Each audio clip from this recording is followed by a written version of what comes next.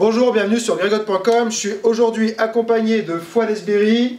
Salut Greg, salut à tous. Et Ricans. Salut à tous.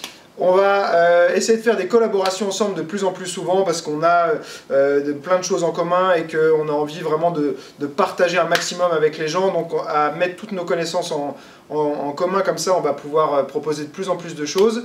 Aujourd'hui on est sur de la prépa physique et je vais traiter un sujet qui va être l'endurance de base, donc ce qu'on appelle le foncier.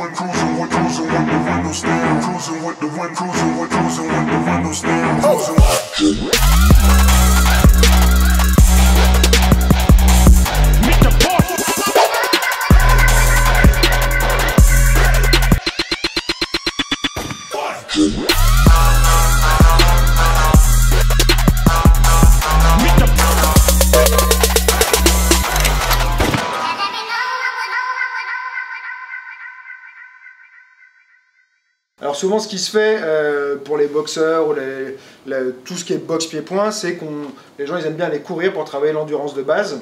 Et moi j'ai suivi les conseils en fait de Joel Jamieson, c'est le coach de Demetrius Johnson qui est champion de l'UFC.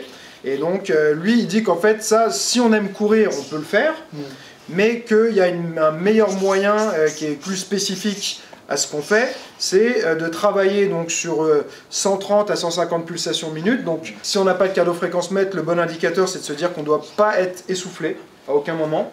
Et on va travailler donc sans pause pendant 30, 35, on peut aller jusqu'à 45 minutes. Moi ce que j'aime bien faire c'est alterner des phases par tranche de 5 minutes, soit du shadow, ou du sac de frappe. Bon, Manu, il est un peu crevé là, non? Ah, je suis super mort.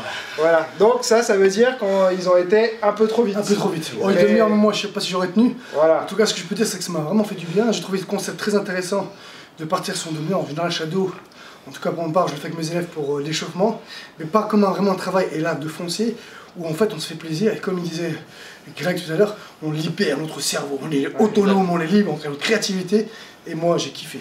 Ouais, c'est ça, ouais, c'est que tu as des trucs qui te sortent, tu vois. Voilà, tu réfléchis plus, tu laisses sortir, tu laisses s'exprimer ton corps. Et du coup, moi je te dis, le nombre de fois, j'ai des petits trucs qui me restent après, tu vois, qui me sont sortis juste comme ça, je ne les ai pas préparés. Travailler avec légèreté, voilà. Et travailler son endurance avec légèreté, tranquillement, sans pour autant frapper comme une brute.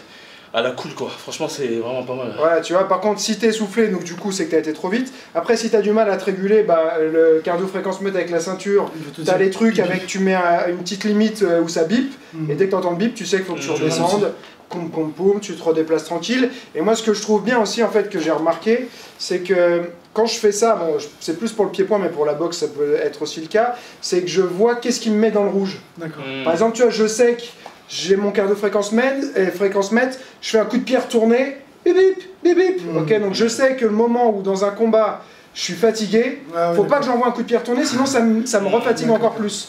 Tu vois, donc je trouve que tu apprends à mieux te connaître aussi et à savoir qu'est-ce qui te fatigue le plus en combat, et du coup, ce qui est à éviter si tu as besoin de récupérer pendant un combat, tu vois. On est sur internet, pour nous, le seul moyen de savoir si tu as aimé, c'est que tu nous le dises, donc pense à cliquer sur j'aime, laisser un petit commentaire et bien sûr partager sur les réseaux sociaux. Comme j'ai dit au début, on va vraiment essayer de collaborer le plus souvent possible. Donc si t'es pas abonné à la chaîne Esberi Fight TV et Ricans, il faut le faire tout de suite, comme ça tu es sûr de rien louper, parce qu'on va faire souvent des vidéos ensemble. Donc je vais faire des vidéos sur leur chaîne, ils vont faire des vidéos sur ma chaîne, et vice versa. Donc il va y avoir plein de vidéos, il faut pas les louper. Et comme je dis toujours, Celui qui croit savoir n'apprend plus. alors garde l'esprit ouvert.